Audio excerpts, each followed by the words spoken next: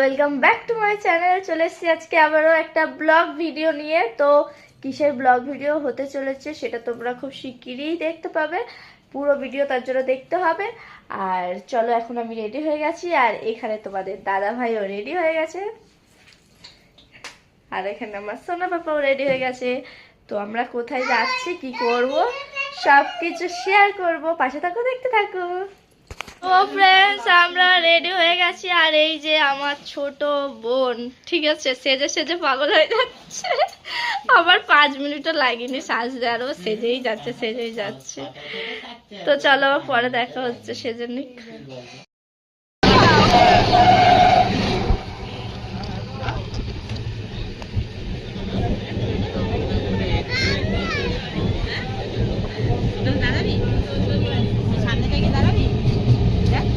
মামানি ভাও নিচ্ছে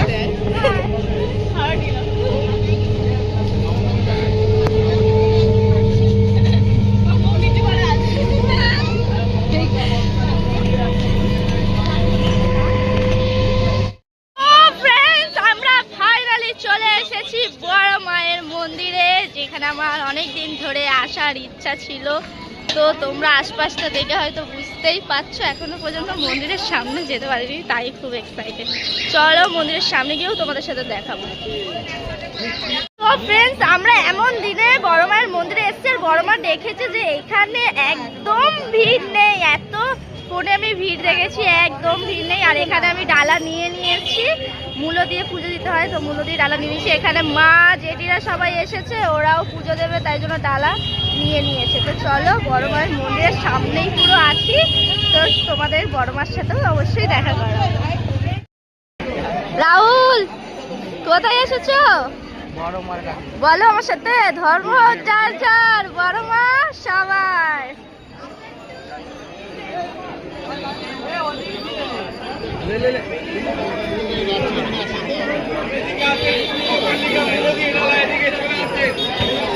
তো ফ্রেন্ডস, অনেক দিনের অবসান আজকে ফাইনালি ঘটলো। বড় মার কাছে আজকে মনের ইচ্ছাটা একেবারে বলে যেতে পারি, যাতে পূরণ হলে অবশ্যই আবারও আসবো। তো এখন আমরা মন্দিরের ভেতরে চলে যাব। আর আমি তো গিয়ে পুরো আশ্চর্য হয়ে গেছি যে আমি ফোনে দেখেছি যে বড় মার কাছে লাইন কত পড়ে, আর আমরা গেছি, একটুও ভিড় ছিল না। শুধু মন্দিরের ভিতরে তোমরা এই দেখতে পাচ্ছ যে এইটুকু ভিড় ছিল। তো খুব ভালোভাবে পুজো দিয়েছি, পুরো একদম মানে মায়ের সামনে থেকে পুজো দিয়েছি, খুব ফটো তুলেছি, মানে মজা করেছি, খুবই ভালো লেগেছে।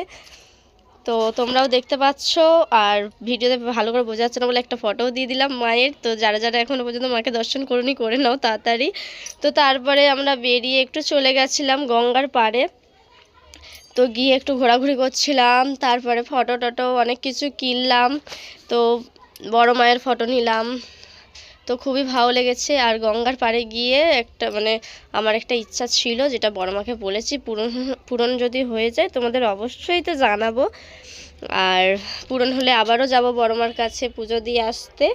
তো সেটাই একটা মনের ইচ্ছা চেয়েছি, দেখা যাক এখন হয় নাকি। আর তোমরা কারা কারা কিছু চেয়েছো বড় মায়ের কাছে আর পেয়েছো, আমাকে কিন্তু অবশ্যই কমেন্ট করে জানাবে। আর এখানে দেখো কত সুন্দর সুন্দর সব ফটো টটো রয়েছে। তারপরে আমরা চলে গেলাম পুজো টুজো দিয়ে খেতে।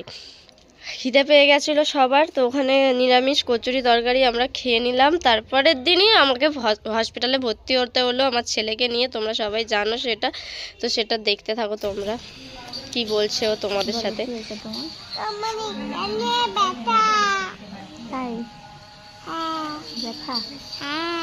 তোমার আজকে ছুটি দিতে হবে?